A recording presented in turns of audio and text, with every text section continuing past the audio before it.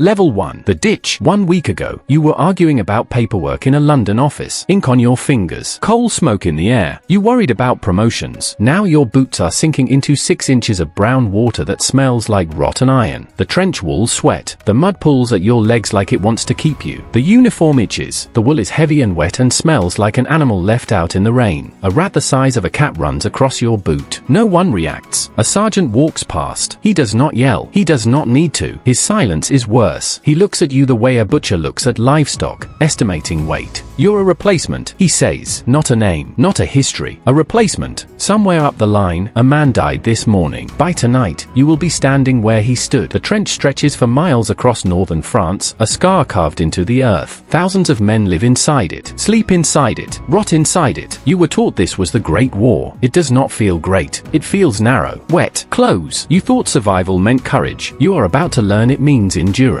And endurance has levels. Level 2, the private. The trench is not a position. It is a world. 400 miles of it, cutting across the belly of France like an infected wound. You thought you would fight on open fields. Instead, you inherit a narrow corridor of mud and rotting timber, a hallway to nowhere. 6 inches of water waits at the bottom. It seeps through your boots, softens your skin, turns your feet pale and swollen. Trenchfoot, the medic calls it. You call it constant. You learn the geography by texture. Slime where the sandbags sag. Splinters where the duckboards warp. The slick, greasy feel of walls reinforced with whatever hasn't already collapsed. The air smells of damp wool, unwashed bodies, and something sweeter underneath. The sweet smell is the dead. They are not always removed. Sometimes they are too close to the wire. Sometimes they are buried shallow and uncovered by rain. Sometimes they are part of the wall now. The trench does not give anything back. At night, the rats come, fat, bold, cat-sized. Their fur shines in the lantern light. They do not fear you. Why would they? You feed them. They gnaw at discarded rations, at boots, at fingers that no longer twitch. You wake to the sound of scratching and tell yourself it's only wood. You stop flinching at artillery. You stop asking how long you'll be here. You are a private now, not raw, not shocked, just present. The ditch has accepted you. And acceptance, your learning, is just another word for survival. Level 3, Lance Corporal. You survive long enough, and they give you a stripe. It is not a reward. It is a calculation. The trench is still the trench, still 6 inches of water, still the slow rot of boots and bones. But now there are 4 pairs of eyes that turn to you when the shelling starts. For men who wait for your nod before they climb the fire step. For rifles that move when you say move. You do not feel older. You feel counted on. They call you veteran, though you are barely more than a boy. What they mean is that you have learned how not to freeze. You know the difference between outgoing and incoming artillery. You know when to duck. You know how to keep your voice steady even when your hands are not. One of the 4 does not make it back from wiring detail. It happens quickly. A flare, a crack, a shape that was a man and then isn't. The lieutenant tells you to write home. You sit on an ammunition crate with a pencil that trembles despite your will. You address an envelope to a woman you have never met. You do not write about the mud, or the rats, or the way her son called out before the dark swallowed him. You write that he was brave. You write that he did not suffer. You write that he spoke of home. It is your first command decision. It is your first lie, and it is easier than you expected. Level 4, Corporal. Another stripe. Less sleep. They send you into the wire now. Night patrols slip over the parapet without ceremony. No whistles, no speeches, just a quiet climb into the torn earth between lines. The place maps call no man's land and veterans call something unprintable. The ground is a graveyard stitched with rusted barbs and shallow craters filled with black water. You move low, for men behind you, breathing through your teeth. Every step measured so the wire doesn't sing. A flare blooms overhead, bleaching the world white. For a second, the war becomes a photograph. Broken trees, shredded sandbags, the distant trench line across the dark fields of northern France. Then the light dies. You hear him before you see him. A scuff in the mud, a shape rising where there should be none. Close enough to smell the same wet wool, the same fear. There is no time for rifles. Training takes over. The thrust is clumsy, desperate, resistance, then a terrible yielding. His breath leaves him in a soft, confused sound. You are close enough to see his eyes, not monstrous, not evil. Young, startled, human. He grips your sleeve as if to steady himself. When you pull away, he folds into the mud. The patrol returns with its report. No one asks for details. You scrub your hands until the skin cracks. but the look stays. It will follow you longer than the stripe ever will. Level 5, Sergeant. They call you the backbone now. The men look to you not just for orders, but for life. For 8, 12 souls depend on the judgment in your voice, the steadiness of your hands. The war has taught you cruelty and patience in the same heartbeat. Your mentor falls first. A shell tears the earth between you. He collapses, blood and mud mixing, eyes wide with disbelief. You catch him, hold him, listen to the life leave him slowly, knowing there is nothing you can do. Nothing but cradle him like a boy again, like the boy he once was before the uniform,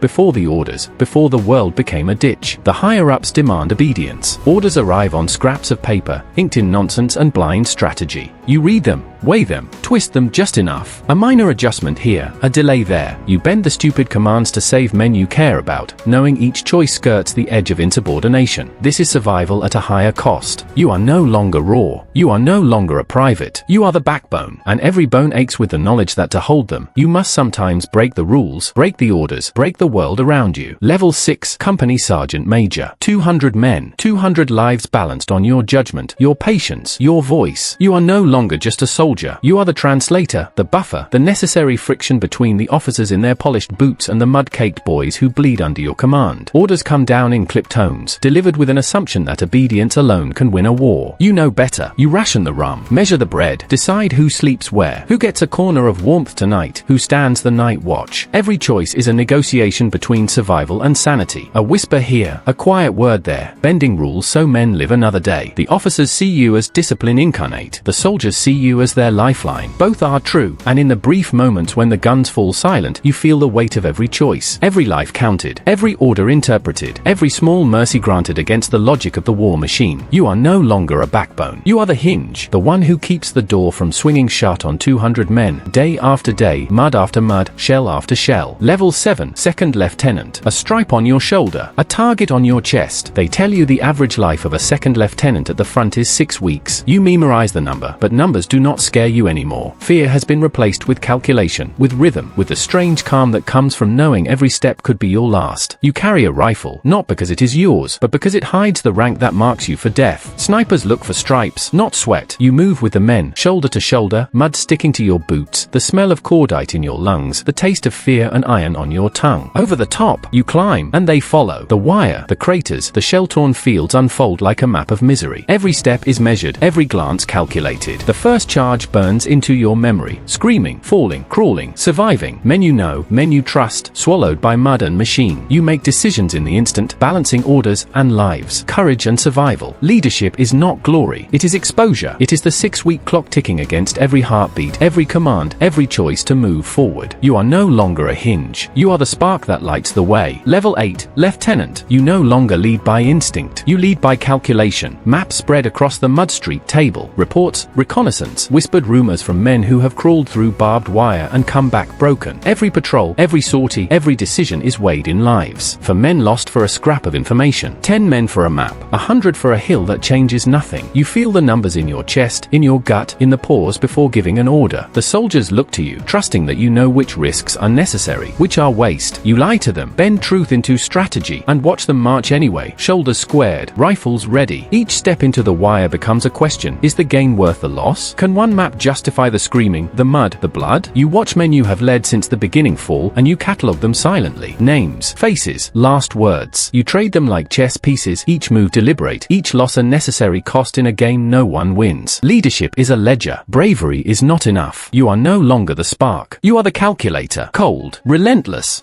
necessary. Level 9, Captain. You thought courage was enough. You were wrong. The men look to you not just for orders, but for water, for blankets, for something as simple as a clean ration. The quartermaster holds it all, barrels of water, stacks of supplies, and you learn the rules of survival are written in negotiation, not in heroics. Coins exchanged in shadows, favors traded with a nod, promises whispered that you do not intend to keep. Bravery gets men over the top. Logistics keep them alive long enough to climb back down. You see it now in the water, in the rum, in the careful distribution of shells and wire. The smallest shortage becomes a casualty. The smallest surplus, a lifeline. Maps and orders matter less than the quiet leverage you wield in dimly lit depots. You balance the ledger of need and want, knowing that winning a battle often means bending a rule, skirting protocol, keeping your men alive with whatever you can steal or borrow. You no longer measure leadership in courage. You measure it in survival, in efficiency, in the delicate web of favors and necessities that keeps 200 men breathing another day. You are no longer the calculator. You are the architect of survival. Level 10, Major. Your world has shifted from mud to maps, from men to memos. Reports slide across your desk, each one a tale of failure dressed in numbers and euphemisms. Colonels read them, nod, and expect optimism. Partial success, you write. Progress made under difficult circumstances. The men on the ground are nameless lines on a chart, lives folded into percentages and probabilities. Meetings stretch for hours. Arguments over supplies, routes, and blame. You learn the language of survival here is not rifles and courage, it is phrasing, tact, and timing. One misstep, one misworded sentence, and reputations crumble. Promotions vanish, lives on the front are affected. You negotiate compromises with men who have never smelled the mud, never felt the rats, never heard the scream over no man's land. They make decisions that send boys into the wire. You translate their orders, temper their fury, soften their directives, a quiet rebellion hidden in bureaucratic polish. Victory is measured in reports that satisfy higher command. Losses are framed as lessons. Morale is a word on paper. You are no longer the architect of survival. You are the bridge between calculation and politics, carrying the weight of two worlds, the men who bleed and the men who command, both relying on your judgment to keep the war moving. Level 11, Lieutenant Colonel. 800 men, 800 lives threaded through your decisions. You see them as numbers now, not boys, each with a rifle, a fear, a family you will never meet. Orders arrive from headquarters, distant and abstract, from men who have never smelled mud, never counted rats, never heard the shelling at dawn. Impossible directives, contradictory and urgent. You follow them anyway, because refusal is a luxury the war does not allow. The eye twitch begins. A sudden jerk of the nerve, a pulse of tension that no amount of whiskey or rest can erase. It reminds you that every command carries a cost. Every delay, every compromise, every decision filters down through the chain and lands as blood on the field. You walk the trenches less now, but your presence is felt. Reports, inspections, briefings, maps covered with pins, lines, and arrows. Each movement dictated from miles behind the front, each mistake punished in lives. Leadership is no longer bravery, it is endurance. You have become a vessel. The men you once carried in your arms are memories. The mud, the rats, the screams, they echo in the corners of your mind. And still you obey, still you move pieces on a map, still you carry the weight of 800 lives through a war that no one truly controls. Level 12, Colonel. Numbers replace faces. 127 dead, another 83 missing, another dozen wounded. Each a human life once held, now a line on a report, a figure that slides from memory as quickly as it arrives. The men you once knew, whose laughter and fear were vivid, have become echoes you cannot summon at will. You sit alone in the dim light of a dugout, whiskey in hand, the amber liquid burning your throat and fogging your mind. You drink to forget the eyes that looked to you for guidance, the hands you held, the orders you gave that led them into mud and fire. Each swallow pushes another face into the shadows, each gulp another memory into the haze. The war is no longer mud, rats, or shells. It is numbers, maps, and the impossible calculus of command. Lives are units, deaths are statistics, survival is an equation. You do not flinch at reports anymore. You do not hope. You do not grieve. You have become distant. And when the whistle blows, when another patrol marches into the wire, you watch from a distance,